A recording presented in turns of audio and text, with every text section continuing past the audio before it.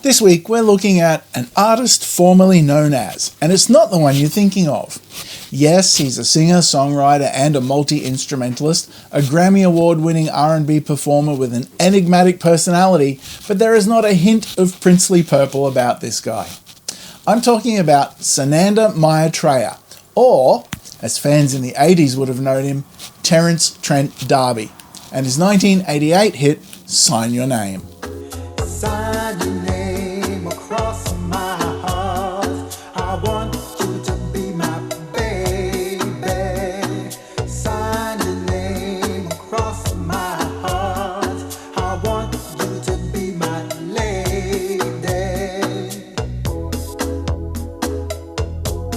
So put on your lucky yellow underpants and join me as we look at another 80s song of the day.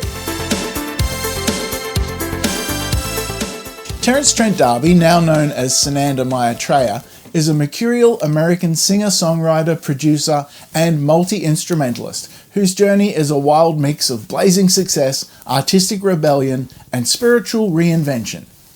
Terence Trent Howard was born in New York in 1962 and quit a promising boxing career in favour of music, a move that he jokingly said made his mother pray harder than ever. After serving in the United States Army, which he said provided the discipline that my art form would later require in order for me to succeed, he found himself in Germany. He was gigging with bands before he moved to London in the mid-80s. His debut album, with a mouthful of a title, introducing the hard line according to Terence Trent D'Arby, announced his arrival with bold vocals, a Prince-like swagger, and a parade of smash singles, including If You Let Me Stay, Wishing Well, Dance Little Sister, and his classic soft soul hit, Sign Your Name. Wish me love, oh, wishing well, the kiss and tell, oh, wishing well, a butterfly tea.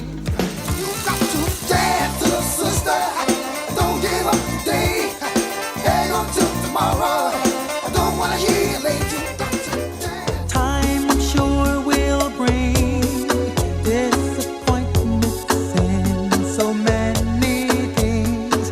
It seems to be the way when you can be, 'cause I love you play. I'd rather be in hell with you, baby, than in cool heaven. Now, much like Paul McCartney and Yesterday, Sign Your Name started with a dream. D'Arby revealed that he literally woke up one day with the song in his head. The story goes that while he was living in Germany, he'd seen the Live Aid concerts a few days earlier and was captivated by the performance of soul singer Sade performing Is It a Crime? Takes a lot, but it doesn't feel like mine. He tastes her kiss. Kisses are not wine, they're not mine. And the next night dreamed that she had asked him to write a song for her. The lush melodic style also has hints of George Michael's Careless Whisper in there, another one of D'Arby's idols, but he's also credited some of that creative power to his lucky yellow underpants. His exact quote from one interview was, "The most exciting fact to know about this song was that it was written very shortly after the first Live Aid event, and that more than likely I was wearing my favourite lucky yellow underpants when I wrote it. May God bless those very special underpants wherever they may be." End quote.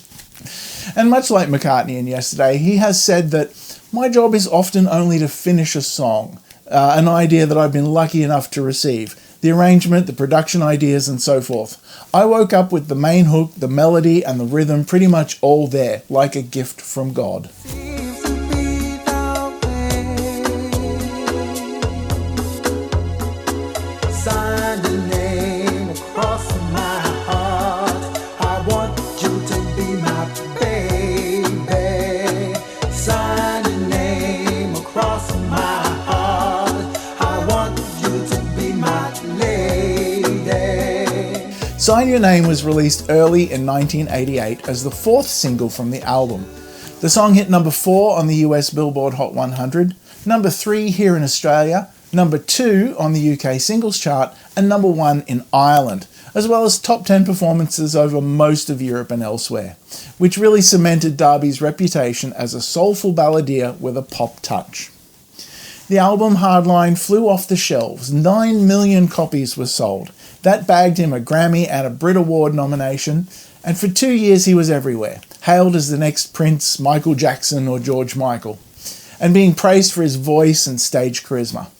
But D'Arby was determined to be an artist, not just a product. He always put his artistry over commerce, and was quick to remind critics that he was not trying to be famous, that his art gave him life. So what about that name change? Unlike some other famous name changes like Cassius Clay into Muhammad Ali or Cat Stevens, who now goes by Yusuf Islam, D'Arby's transformation wasn't driven by religious reasons. His larger-than-life persona sometimes clashed with the expectations of the music industry and critics. His second album, Neither Fish Nor Flesh, was artistically ambitious, but it flopped commercially. And that triggered a crisis that D'Arby has compared with typical dramatic flair to dying a noble death. In interviews, he described a process of deep self-doubt and rebirth, which ultimately led to his transformation into Sananda Maitreya at the age of 33. In his words, the change was beyond cellular, like resurrecting himself on every level. The name actually comes from Sanskrit and means possessed of happiness and friendly, loving, or benevolent.